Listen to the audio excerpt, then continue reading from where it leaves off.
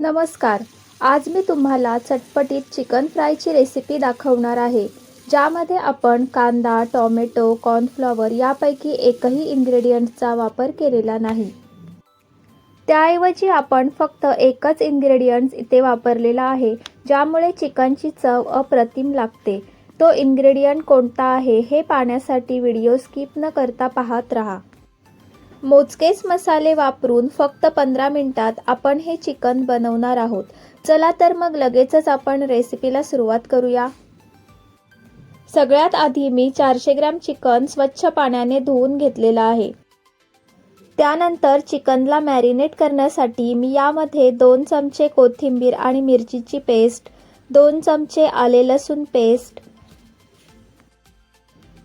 अर्ध्या लिंबाचा रस, 1 चमचा हळद, 2 चमचे धणे पावडर, 1 चमचा गरम मसाला, हिंग, चवीनुसार मीठ, 1 चमचा लाल तिखट मसाला, 2 चमचे चिकन मसाला घालायचा आणि आता हे सर्व साहित्य मिक्स करायचं. चिकनमध्ये सर्व मसाले एकजीव करून झाल्यानंतर 15 ते 20 मिनिटं मॅरिनेशनसाठी ठेवून द्यायचं. तुमच्याकडे जर जास्त वेळ असेल तर 1 किंवा 2 ताससुद्धा आपण मॅरिनेशन करण्यासाठी ठेवू शकता. 20 मिनिटं झालेली आहेत. चिकनसुद्धा मॅरिनेट करून आपलं झालेलं आहे. आता आपण गॅसवर तवा गरम करण्यासाठी ठेवू. त्यामध्ये 2 मोठे चमचे तेल घालायचं आहे. तेल थोडंसं तापल्यानंतर आता मी सुरुवातीला सांगितलेला तो इन्ग्रेडियंट्स घालूया. तो आहे लसूण.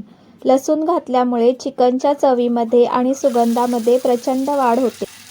जेवढे पॅनमध्ये बसतील तेवढेच पीसेस आपल्याला यावर ठेवायचे आहेत आणि गॅसची फ्लेम हाय ठेवायची. साधारण 2 ते 3 मिनटं आपल्याला हाय फ्लेमवरच हे चिकन फ्राय करून घ्यायचं आहे. 4 मिनिटानंतर चिकनचे पीसेस पलटून घ्यायचे आहेत. तुम्ही बघू शकता एक साईडला चांगला कलर आलेला आहे.